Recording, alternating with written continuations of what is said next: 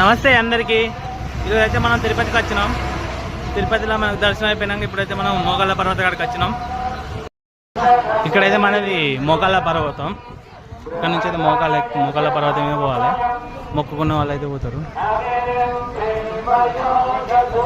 కనీసం ఒక 5 అన్న 11 అన్న మెట్లైనా మోకాళ్ళ మీద పోవాలన్నట.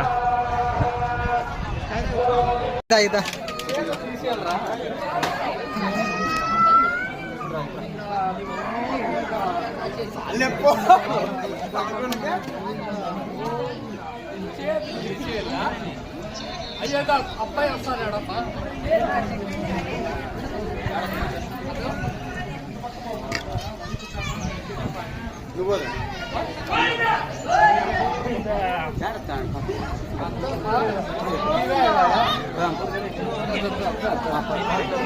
ఎన్ని